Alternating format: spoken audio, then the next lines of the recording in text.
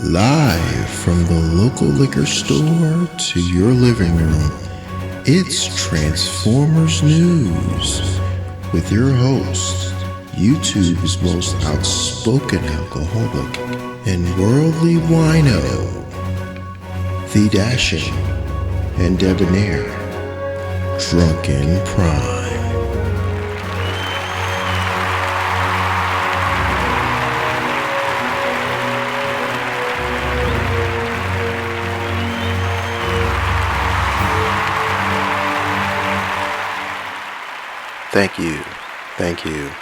Thank you all. Let's go ahead and gather around. Let's grab a seat and let's get into the news. First off, I hope everybody's having a good week. It's Wednesday at the time of recording this, and I hope everybody's kind of gotten over the hump for Hump Day, and happy St. Patrick's Day.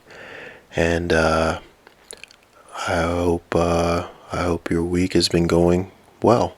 So I was perusing Hasbro Pulse, and this came across the wire: the Classics Beast Wars figures.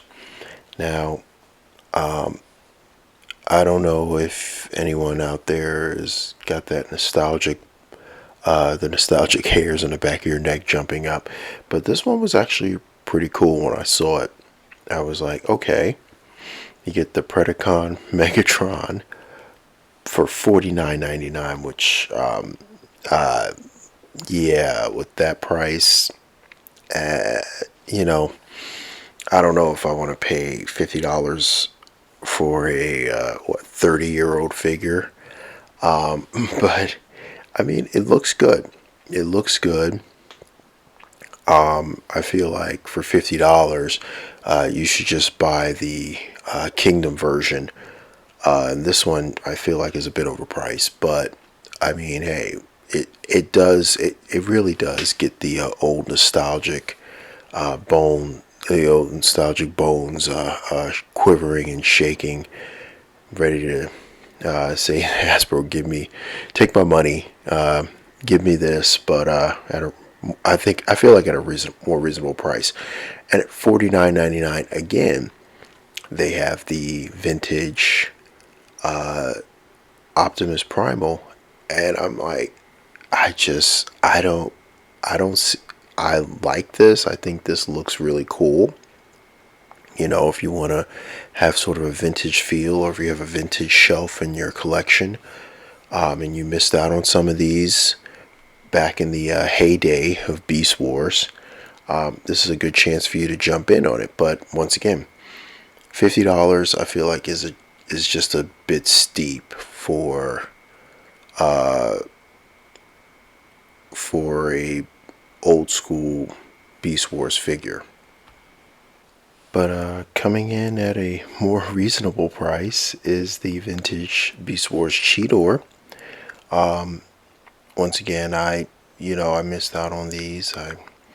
I'm pondering whether I should pick these up or not.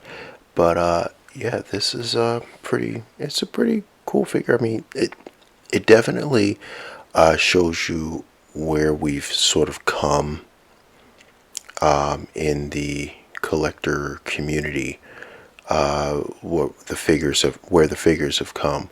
And then finally we had the reveal of the vintage Rat Trap, which I honestly think is pretty stinging cool.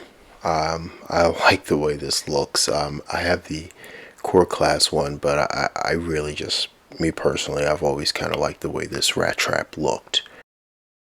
Which brings us to the main story, which was the reveal of the leader class spoiler pack for Transformers Kingdom. The Netflix exclusive spoiler pack. And when I first saw this about a week or so ago, my first thought was, okay, it's a leader class, it's a Decepticon, obviously, and it transforms in about 17 steps. And I thought to myself, are they giving us like a base Shockwave, which is a different color scheme, where they're going to lighten them up? Because that was my guess when I first saw this description. I said, that sounds like Shockwave. Sounds like something you would do, because the pattern has been leader class figures. So Ultra Magnus leader class, Prime recolored, but leader class. So obviously it was going to be Shockwave. But then I read a little bit further into it, and I noticed that there's going to be a second figure, a fossilizer, involved for the character. And I said, again, it has to be Shockwave. It has to be Shockwave, because Shockwave had all the ports and everything you need. I don't feel like Megatron had all the ports and everything to look good enough for that. But then I thought about price point. Even though he's a Voyager, Megatron kind of fits the bill. He's 7 inches.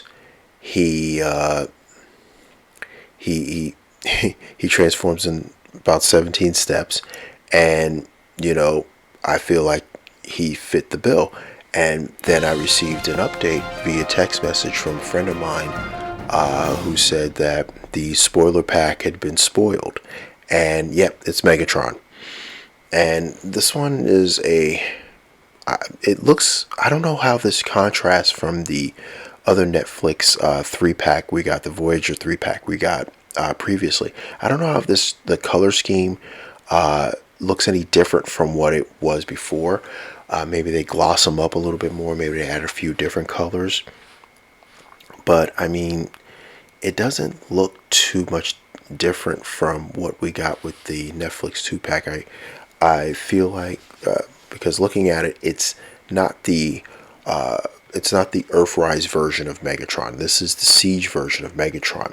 So it's going to be interesting. I mean, they have the Matrix accessory that goes around his chest via it looks like an ammo rack going around his chest with the Matrix tied to it.